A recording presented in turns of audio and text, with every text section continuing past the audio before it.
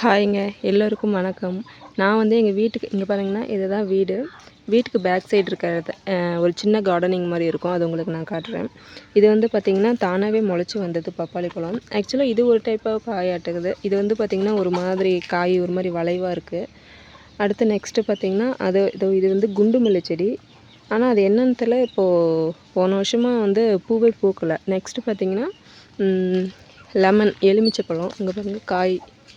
ஆக்சுவலாக இதுக்கு முன்னாடி பூத்து வந்து நிறைய காய் பூத்து கொட்டிடுச்சு. இப்போ இது அதுக்கப்புறம் இப்போ வந்தத காய் தான் அதெல்லாம் அப்புறம் இது வந்து பார்த்திங்கன்னா பூச்செடி தான் இதுவும்.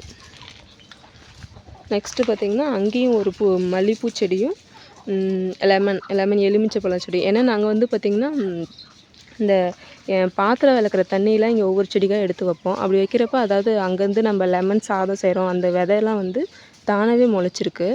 அப்புறம் பார்த்திங்கன்னா இது வந்து கருவேப்பிலை மரம். பார்த்திங்களா எவ்வளோ பெருசு வளர்ந்துருக்கு அப்படின்ட்டு. அப்புறம் பார்த்திங்கன்னா பாருங்கள், இதுவும் லெமன் தான். நல்லா அதுவும் இது வந்து நடுவில் இருக்கனால நல்லா கிளச்சிட்டு நல்லா பெருசாக வளர்ந்துருக்கு. பார்த்திங்கனாவே தெரியும். இங்கே பாருங்கள். நெக்ஸ்ட்டு இது வந்து சப்போட்டா மரம். இங்கே பாருங்கள், இப்போ தான் காய். எப்போயுமே இதில் ஒரு காய் 2 காய் வந்துகிட்டே தான் இருக்கும். பாருங்கள் எவ்வளோ பெருசு. இதுவும் நல்லா வளர்ந்து, ஏன்னா இங்கே வந்து தென்னை மரம் இருக்கனால நிழல் இருக்கனாலே என்னமோ நல்லா மேலே வளர்ந்துட்டே போயிடுது. இங்கே பாருங்கள், இங்கே ஒரு பெருசாக ஒரு காய் இருக்குது சப்போட்டா.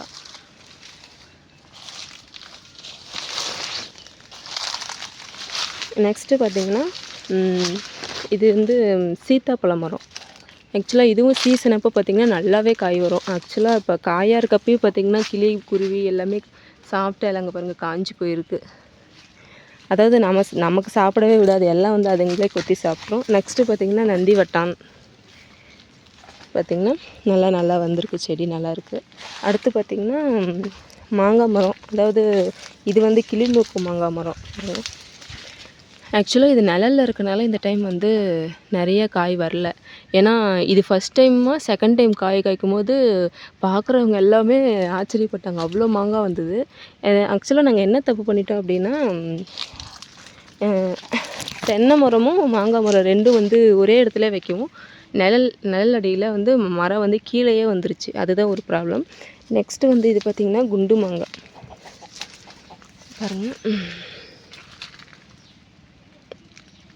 இது வந்து குண்டு மாங்காய் மரம்.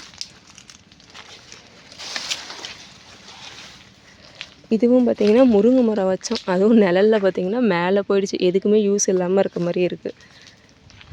அதில் ஒரு காயும் பறிக்க முடியாது, கீரையும் பறிக்க முடியாது. மேலே தென்னை மரத்துக்கு மேலே இருக்குது.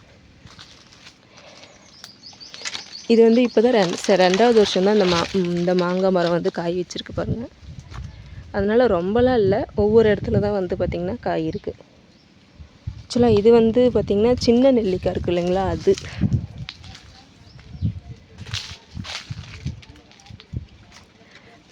எல்லாமே பார்த்திங்கன்னா நிழலில் வந்து எல்லாமே வளர்ந்துருச்சு. அதாவது இது வந்து பெரிய நெல்லிக்காய் மரம் பாருங்கள், மரமாகவே ஆயிடுச்சு. ஆனால் இது வந்து காய் வச்ச பாடு இல்லைங்க பாருங்க. அதாவது அதனால் வந்து நாங்கள் வெட்டிட்டோம், காயே வைக்க மாட்டேங்குது அப்படின்றதுனால வெட்டிட்டோம். மறுபடியும் துளுத்துட்ருக்கு. இதுவும் வந்து பார்த்திங்கன்னா நந்தி வட்டம். அப்புறம் பார்த்திங்கன்னா இந்த பக்கம் ஃபுல்லாக வாழைக்கட்டை தான் வரிசையாக இருக்கும். அப்புறம் வந்து பார்த்திங்கன்னா கொய்யா மரம். ஆக்சுவலாக கொய்யாக்காய் இருந்துச்சு, ஆனால் பறிச்சிட்டாங்க போல், கொய்யாக்காவை காணும். நெக்ஸ்ட்டு பார்த்திங்கன்னா செம்பருத்தி. ஆக்சுவலாக இது வந்து சாண்டல் கலர், அது வந்து ரெட் கலர். 2 இருக்குது, ஒரே இடத்துல 2மே வச்சுட்டாங்க.